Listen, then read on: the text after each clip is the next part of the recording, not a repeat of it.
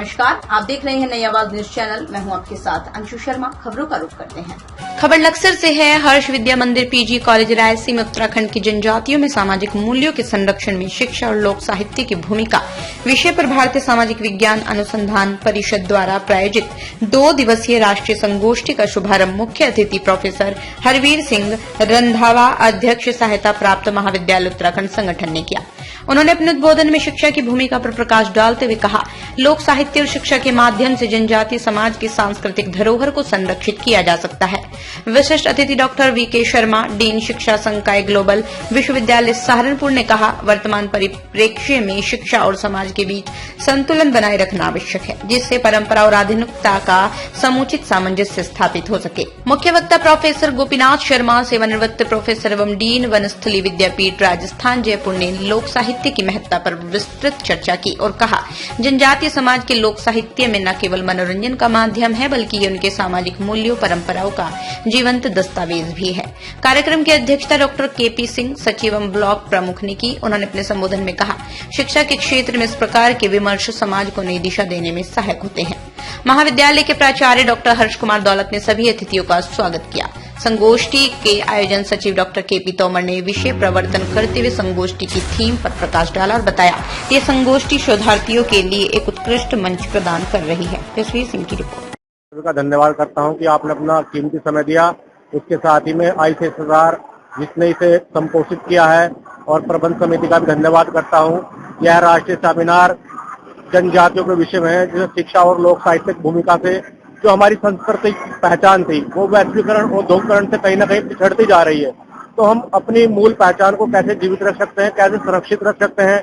2 दिन तक शिक्षाविदों द्वारा इस पर विचार मंथन किया जाएगा और जो भी निष्कर्ष निकलेगा पुस्तक के रूप में संकलित किया जाएगा, जिससे समाज ही नहीं देश और पूरे विश्व को लाभ होगा। नहीं, सरकार के लेवल पे तो एफर्ट किए जा रहे हैं, परंतु क्या होता है, जो समाज से जुड़े हुए लोग हैं, जो विचार विमर्श करने के पश्चात क्या पॉलिसी सरकार के द्वारा बनाई जानी चाहिए, क्योंकि यहाँ पर जो आवश्यकता है और जो इसका विषय है वो ये है, उत्तराखंड की जनजातियों की जो कल्चर है वो किस तरह उनके लिटरेचर को बरकरार रख के या उसकी समृद्धि को विस्तृत करके बढ़ाई जा सकती है।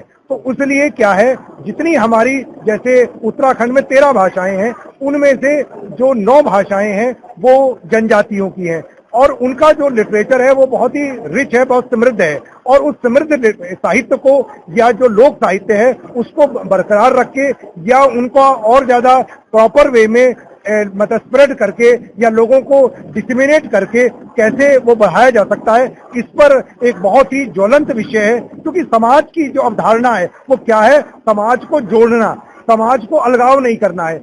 क्योंकि जनजातियां हैं वो भी समाज का बहुत बड़ा हिस्सा है और उनकी जो कल्चर है वो इस बात का द्योतक है कि उनकी जो मतलब उनकी कॉन्शियसनेस थी, जो उनका एक विचार श्रृंखलाएं थी वो बहुत समृद्ध रही हैं। तो इस पर ये संगोष्ठी विचार कर रही है। लोगों ने बहुत अधिक जो पेपर प्रेजेंट किए हैं और अलग अलग एंगल से उन्होंने उत्तराखंड की जनजातियों के अध्ययन को प्रस्तुत किया है और इसका जो विचार विमर्श होगा वो सांगोपांग ढंग से एक जो पुस्तक के रूप में आया भी है और वो सरकार के सामने रहेगा और सरकार को नीतियां बनाने में बहुत बड़ी भूमिका अदा करेंगे। देखिए,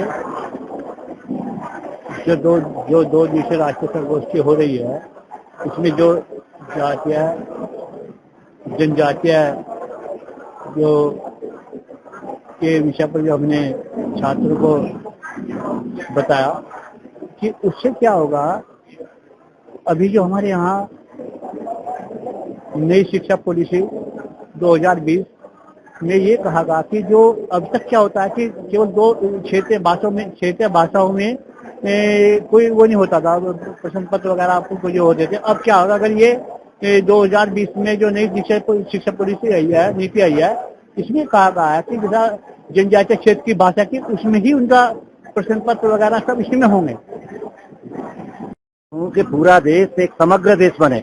महानता तब आएगी जब हम सब जातियों को, सब धर्मों को, सब संप्रदायों को, सब भाषावादियों को, सब क्षेत्रों को एक रूपता में लेकर के और सबके विकास की बात करेंगे और शिक्षा में ये बात लाएंगे कि हम शिक्षा के द्वारा केवल डिग्री प्राप्त करने के लिए नहीं, हम उसके चरित्र निर्माण की बात करें, व्यक्तित्व निर्माण की बात करें, और अंत में तो मैं ये कहूंगा एक अच्छा मानव बने और सबके हित की बात करे, ऐसा मनुष्य बने शिक्षा के द्वारा, ये मेरा लक्ष्य है।